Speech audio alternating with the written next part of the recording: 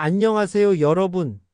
오늘은 상가 건물의 관리인 지위를 둘러싼 흥미로운 법정 다툼을 쉽게 풀어서 설명해 드리겠습니다. 수원지방법원 안산지원에서 2013년 12월에 선고된 관리인 지위부 존재 확인 사건입니다. 사건의 배경을 살펴보겠습니다. 이 사건의 무대는 경기 안산시에 있는 대형 복합상가입니다. 지하 4층부터 지상 9층까지 총 13층 규모로 쇼핑몰과 영화관이 들어있는 큰 건물이었습니다. 원고 A씨와 선정자들은 이 상가의 구분 소유자들, 즉 각각의 점포를 소유한 분들이었습니다. 문제는 과연 누가 우리 건물의 진짜 관리인인가? 였습니다. 복잡한 관계도를 정리해 보겠습니다. 먼저 D 주식회사가 이 상가의 신축 사업 시행사였습니다. 2003년 5월경 분양 계약을 체결할 때 관리법인이 설립될 때까지는 D 주식회사가 관리 업무를 대행한다고 약정했습니다. 그런데 2005년에 상황이 복잡해졌습니다. D 주식회사가 한국토지신탁과 부동산담보신탁 계약을 맺으면서 위탁자가 건물을 계속 점유 사용하고 관리행위와 비용을 부담한다는 조항이 추가되었거든요. 이후 2005년 12월경부터 B 주식회사가 우리가 관리인이다라며 구분 소유자들에게 관리비를 청구하기 시작했습니다. 그리고 2010년 12월에는 D 주식회사가 B 주식회사와 관리 업무 위임 계약까지 체결했습니다. 핵심 쟁점은 두 가지였습니다. 첫째, 주의적 피고인 B 주식회사를 상대로 너희는 관리인이 아니다라는 확인을 받을 수 있는가? 둘째, 과연 B 주식회사, D 주식회사, G 주식회사가 이 상가의 정당한 관리인 지위에 있는가? 법원은 어떻게 판단했을까요?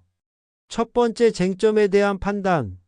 법원은 B 주식회사의 손을 들어주었습니다. 왜냐하면 관리인 지위 확인 소송은 개별 회사가 아닌 관리단 자체를 상대로 해야 효력이 있기 때문입니다. 개별 회사를 상대로 너는 관리인이 아니다라고 확인받아도 관리단에는 그 효력이 미치지 않아 의미가 없다는 것이죠. 대법원 판례에 따르면 어떤 단체의 대표자나 기관의 지위 확인은 반드시 그 단체를 상대로 해야 합니다. 따라서 원고의 주의적 피고에 대한 손은 부적법하다며 각하되었습니다. 두 번째 쟁점에 대한 판단. 이제 예비적 피고인 건물관리단을 상대로 한 소송으로 넘어갑니다. 관리단 측에서는 여러 주장을 펼쳤습니다. 분양계약서에 D 주식회사가 관리 업무를 대행한다고 되어 있다. 신탁계약서에도 관리 관련 내용이 있다. 집합건물법에 따라 분양자는 관리단이 관리를 시작하기 전까지 관리할 권한이 있다는 것이었습니다. 하지만 법원은 이를 받아들이지 않았습니다. 분양계약서와 신탁계약서의 문구만으로는 구분 소유자들이 D 주식회사를 관리단의 정식 관리인으로 선임했다고 보기 부족하다고 판단했습니다. 특히 중요한 것은 집합건물법 제9조 23 제1항에 대한 해석이었습니다. 이 조항은 분양자가 관리단의 관리가 시작되기 전까지 건물을 관리할 권한과 의무를 부여하는 규정일 뿐 관리단의 정식 관리인 지위를 부여하는 것은 아니라고 명확히 했습니다. 또한 관리단이 B 주식회사나 다른 회사들을 관리인으로 선임했다는 증거도 없다고 판단했습니다.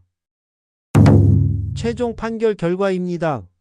법원은 주의적 피고 B 주식회사 D 주식회사 G 주식회사가 예비적 피고의 관리인 지위에 있지 아니함을 확인한다고 판결했습니다. 소송 비용은 어떻게 분배되었을까요? 소송 비용 분배가 매우 흥미롭습니다. 원고와 주의적 피고 사이에 생긴 소송 비용은 원고가 부담하게 되었습니다. 이는 주의적 피고에 대한 소가 부적법하여 각하되었기 때문입니다. 반면 원고와 예비적 피고 사이에 생긴 소송 비용은 예비적 피고가 부담하게 되었습니다. 이는 원고가 예비적 피고를 상대로 한 청구에서 승소했기 때문입니다. 이 판결이 주는 교훈은 무엇일까요? 첫째, 집합건물의 관리인 선임은 반드시 관리단 집회의 정당한 절차를 거쳐야 합니다. 분양계약서나 신탁계약서의 문구만으로는 관리인 지위가 자동으로 인정되지 않습니다. 둘째, 관리인 지위 확인 소송은 개별 회사가 아닌 관리단을 상대로 해야 효력이 있습니다. 소송 상대방을 잘못 지정하면 각하될 수 있습니다. 셋째, 분양자의 임시 관리 권한과 관리단의 정식 관리인 지위는 완전히 다른 개념입니다. 분양자가 법에 따라 임시로 관리할 권한이 있다고 해서 관리단의 관리인이 되는 것은 아닙니다.